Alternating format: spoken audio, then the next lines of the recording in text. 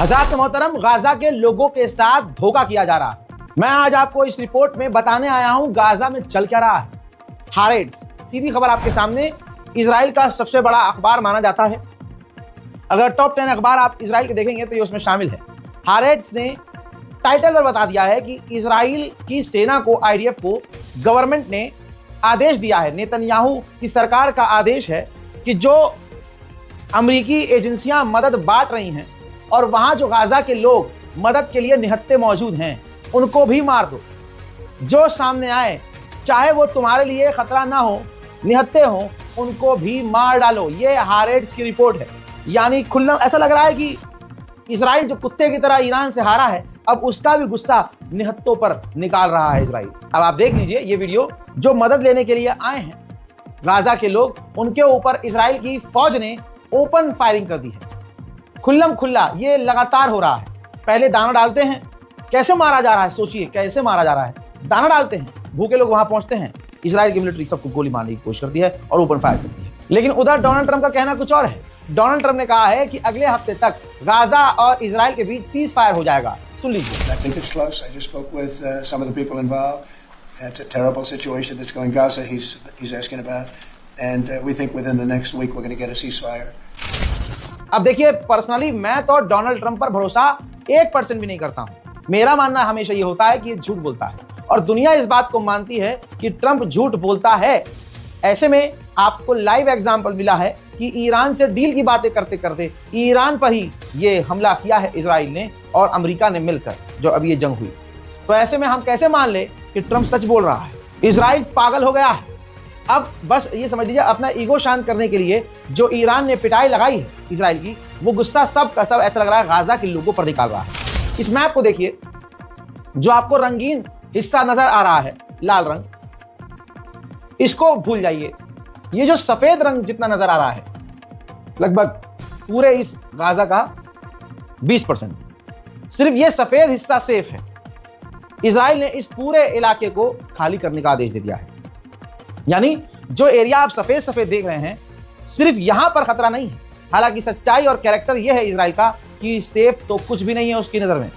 वो जहां चाहता है वहां हमला करता है। जो भूखे मदद लेने के लिए अमेरिकी एजेंसियों के पास जा रहे हैं, शुरू से अब तक ऐसे भूखे लोग जो मदद लेने जा रहे हैं, इजराइल उनको गोली मारकर ऐसे लगभग 549 गाजा के मासूम भूखे और प्यासे फिलिस्तीनियों का कत्ल कर चुका है। उधर इजराइल ने प्राइवेट कॉन्ट्रैक्टर्स को गाजा में घर गिराने के लिए हायर किया है। $1500 एक मकान को गिराने की कीमत अदा कर रहा है इजराइल। इजराइल खतरनाक बमबारी अभी भी गाजा पर कर रहा है।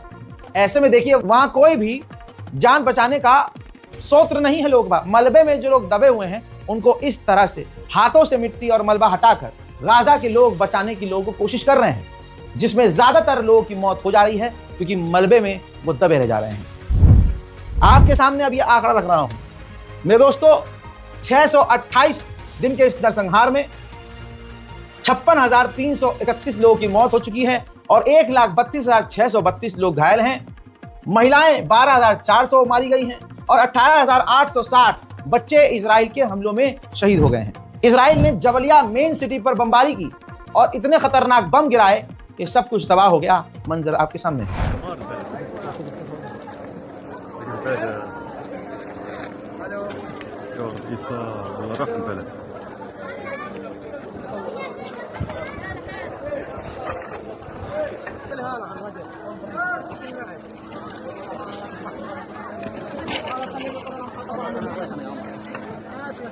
इजराइल जिंदा जला रहा है। ओसामा बिन जायद नाम का गज्जा में बच्चों का स्कूल था। इजराइल ने उस पर बमबारी करके 8 बेगुनाहों को कत्ल कर दिया और पूरा स्कूल जलकर राख हो गया। आप खैर की उम्मीद अमेरिका और इजराइल से कैसे कर सकते हैं? आपकी स्क्रीन पर ये एक तस्वीर लगा रहा हूं। ये हाथ में जो आपको गोली यानी नजर आ रही है, दवाई नजर आ रही है, ये दवाई जो अमेरिका की एजेंसियां वहां खाना बांट रही हैं गाजा के भूखों को, उस खाने के अंदर ये दवाइयां मिली हुई। अभी तक खुलासा नहीं हुआ है कि ये क्या है, क्या मिलाकर गाजा के लोगों को बांटा जा रहा है। लेकिन पर्सनली इजराइल के कैरेक्टर को समझते हुए मैं यही कह सकता हूं, या तो यह धीमा जहर है या फिर हो सकता है कि नस्ल आगे ना बढ़े, उसको रोकने के लिए भी ये दवाई इस तरह से खिलाई जा रही है, खाने में मिलाकर लोगों को। इजराइल लगातार बमबारी कर रहा है एक और पत्रकार की इजराइल की बमबारी में मौत हो गई है। मेरे दोस्तों, जो यहूदियों की सोच है वो सिर्फ कब्जा करने की है। इसी तरह से इन्होंने फिलिस्तीन पर कब्जा किया। अब यहूदी एक लड़की को आपको सुनाऊंगा जिसमें वो कह रही है कि जॉर्डन, इराक, सीरिया, इन तमाम जगहों पर हम कब्जा करेंगे। अब जब ईरान मिसाइल मारता है तो ये रोते हैं। सुनिए इसका बयान। This is not your homeland. It's the Jewish homeland. And like one day it's all going to be ours. And the Arabs know that. So your dream is an Israel stretching from the Euphrates to the Nile? So it's not my dream.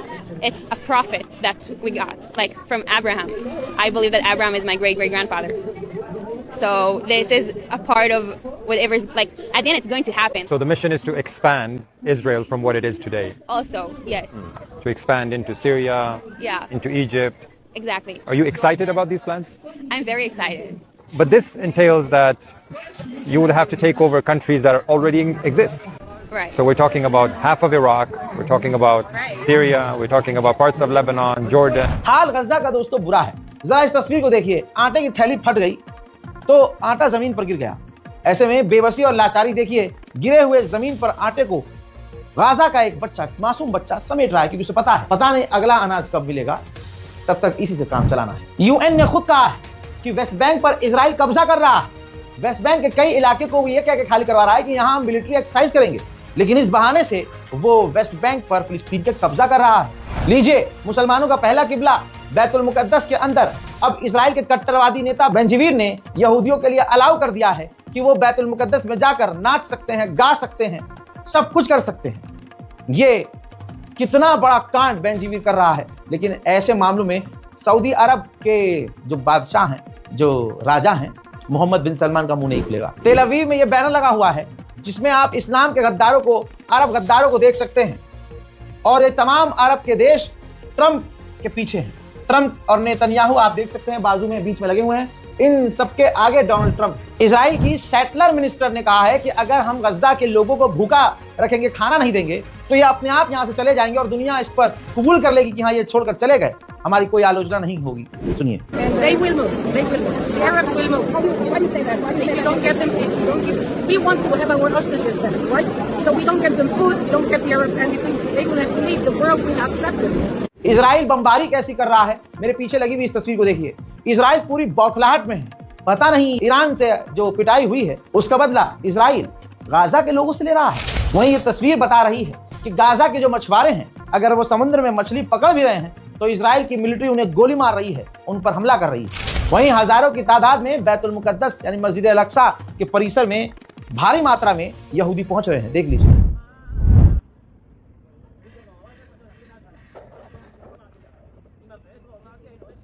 अब Israel की जो फौज है उनके घटियापन को ये देखिए। West Bank में किसी के घर पर, फिलिस्तीनी घर पर रेड करी, पैसा जब्त किया, गाड़ी में बैठे और गाड़ी में चलते चलते वो फिलिस्तीनी व्यक्ति की कमाई को, नोटों को उड़ा रहे थे। उधर यूएन ने कहा है कि 19,000 बच्चे तो अस्पताल में एडमिट हैं जो कुपोषण का शिकार बने हुए हैं। अमेरिका के मिडिल ईस्ट के एनवॉय ने कहा है कि अब्राहम अकॉर्ड के अंदर अब कई और बड़े देश शामिल होने वाले हैं। हजरात, अब्राहम अकॉर्ड वो एक एग्रीमेंट है जिसके अंतर्गत अरब देशों ने इजराइल को अपना बाप मान रखा है। अब ये नया नया कौन आया है जो 2 साल के नरसंहार के बावजूद इजराइल से दोस्ती कर रहा है और नॉर्मलाइजेशन कर रहा है। सोचिए, फिलिस्तीन के वेस्ट बैंक में इस 14 साल के बच्चे को आईडीएफ ने गोली मार के कत्ल कर दिया। आइए जरा इस तस्वीर को देखिए। अल शिफा हॉस्पिटल की बिल्डिंग आपको नजर आ रही होगी। इजराइल ने बमबारी करके अस्पताल को नष्ट कर दिया है। वहीं इजरायली सेटलर्स ने फिलिस्तीनियों के घरों और गाड़ियों पर हमला किया और यह हमला काफी बड़ा था जिसमें 3 फिलिस्तीनियों की मौत भी हो गई और कई फिलिस्तीनी बुरी तरह से घायल भी हुए। बमुश्किल, बड़ी मुश्किल से गजा के अंदर कुछ मदद के ट्रक पहुंचे तो जरा तस्वीर देखिए। उफ, अल्लाह अकबर। इतना बुरा हाल है कि ट्रकों को लूट लिया गया है। मजमा आप देख रहे हैं। सोचिए, अगर इजराइल इनके ऊपर गोली मारता होगा, इन पर फायरिंग करता होगा तो हाल क्या होता होगा। अब यूएन ने जब खुद कह दिया है कि इजराइल भूख को हथियार बना रहा है तो जरा यह हाल भी देखिए।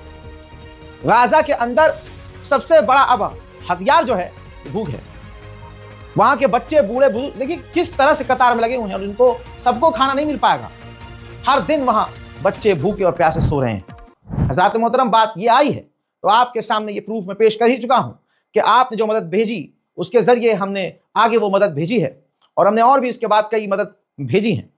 अब लिहाजा आपके सामने ये बारकोड है दोनों में से किसी का भी इस्तेमाल करके गाजा और फिलिस्तीन की मदद के लिए आप आगे आ सकते हैं ताकि हम गजा तक कुछ तो पहुंचा सक, जितनी ताकत है हम कम से कम उतना इस्तेमाल कर सके अपनी ताकत। हाल इतना बुरा है, देखिए मदद लेने पहुंचे थे ये जो अमेरिका की एजेंसी खाना बांट रही है, ये बेचारे भूखे अपने परिवार बच्चों के लिए मदद लेने पहुंचे थे और उधर से इजराइल ने ओपन फायरिंग शुरू कर दी, जिससे बचने के लिए इन गाजा के लोगों को जमीन पर लेटना पड़ा। बेल्जियम इजराइल को हथियार बेचता है, तो बेल्जियम में फिलिस्तीनी समर्थकों ने उस वेयर हाउस पर ढाबा बोल दिया। उस वेयर हाउस में बेल्जियम में घुस गए, जिस वेयर हाउस में इजराइल को भेजे जाने वाले हथियार थे, और उसके अंदर घुसकर उन्होंने भारी तबाही मचाई है। देखिए